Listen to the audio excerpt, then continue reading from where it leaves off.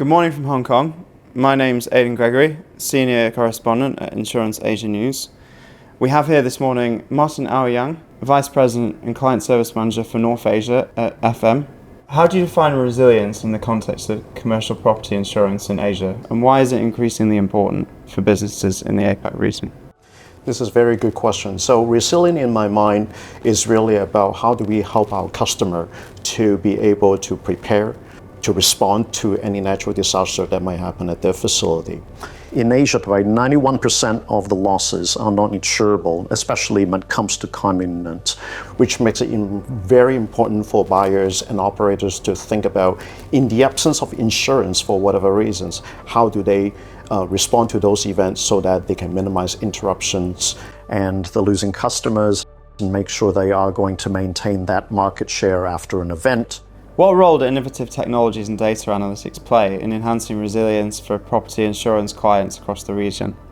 It's absolutely huge in today's environment, not only for our clients, but also for our own business as well. Being able to use data analytics help everybody to get a competitive advantage. But it also comes with additional vulnerability in terms of some other risks that we have never been dealt with in the past, such as the exposures of having a cyber attack from other parties outside of an organization, for instance. And that is why we put together a package called Cyber Risk Assessment to help our client understand their cyber risk exposure. On top of that, we have cyber coverage built into the policy to help support our client's cyber risk management effort. And there is another emerging risk component that everyone will have to consider going forward. Our customers are using a lot more computer systems, data analytics, which increase the demand of the use of data center, which is an emerging risk that everyone will have to consider going forward.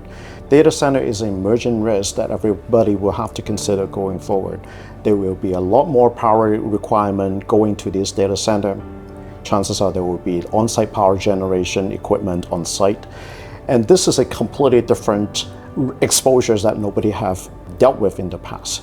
FM is in preparation for launching a new product called FM Intellium to tailor a very customized approach to support data center risk exposure going forward. How is the changing regulatory landscape in APAC influencing the approach to risk management and resilience in property insurance? This is not only a trend for Asia-Pac area, but basically it's a trend around the globe. All the regulators around the globe are very concerned about how insurers manage the climate risk exposure with the client, and also how they manage the aggregation exposure to their own book of business. The challenge in Asia is that there is lack of reliable data to support the modeling effort. At FM, we are in a much better position to support that effort in Asia, because we have a full database to model any natural hazard event, including flood, wildfire, and hail, which put us in a much better position when it comes to managing our aggregate exposure in our territory. In what ways can property insurers better support businesses in building resilience against climate-related risks and natural catastrophes in the region? It's really about improving the awareness of managing risk. And traditionally, like when people think about managing risk, all they are thinking about is how to buy insurance. But at FM, we take a very different approach by making sure that the client understands the total cost of risk transfer. So there are two components, right? Meanwhile, the choice of the client really becomes whether they want to spend the resources to manage a loss after something bad happened, or use the resources to manage risk before the loss. At FM, we are actively engaging our client, whether it's at the corporate level or the local level, to try to deliver that message across the entire organization. And hopefully, by taking this approach, we're going to make an impact when it comes to managing risk as a whole, whether it's climate related or risk related. What trends do you foresee in the property insurance market in APAC over the next 5 years, particularly regarding resilience and risk mitigation strategies?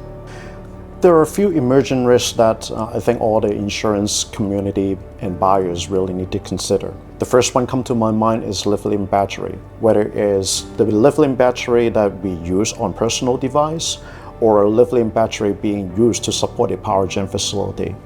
The risk associated with lithium battery is well understood, but it comes to how to protect it.